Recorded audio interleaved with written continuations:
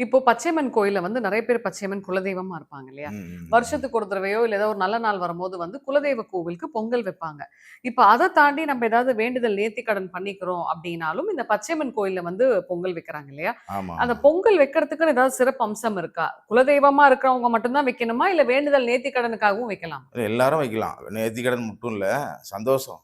ஒரு பொங்கல்னா ஒரு அ ஒரு நெய்வேத்தியம், படையல், ஒரு சாந்தம் அப்படிங்கிறத வெளிப்படுத்துறது. அது ரொம்ப மேன்மை அது. சர்க்கரை பொங்கல் வச்சு, அதுக்கு தனியா கொஞ்சம் பணம் கட்டினா, சர்க்கரை பொங்கல், அதுக்கு உண்டான அபிஷேகம்லாம் பண்ணி, லெமன் இதெல்லாம் வச்சு எல்லாம் கரெக்ட்டா குடுக்குறாங்கல்ல அது. யாருனாலும் பண்ணிக்கலாம். அன்பால பண்ணா நல்லா ஜெயிக்கலாம். நல்ல வாழ்க்கை தரமா போகும். எத பத்தியும் யோசனை இல்லாம, அந்த தோசை பிடிச்சிருக்கு, இப்படி பிடிக்கிருக்கு, இந்த துன்பம் வருது, இந்த கஷ்டம் வந்து தேவையில்ல. பயணம் சிறப்பா போலாம். நம்பிக்கை அடிப்படையில அதிக நம்பிக்கையில செஞ்சு சந்தோஷப்படுத்த வேண்டியது தான் அவ்வளோதான். ஒரு பெரிய விஷயம், பெரிய பணம் செலவு கிடையாது இது. அன்பால குடுத்தா அது வாங்கிக்கும். ஒரு உறவு, உறவ உறவ மேம்படுத்துற மாரி வரும்.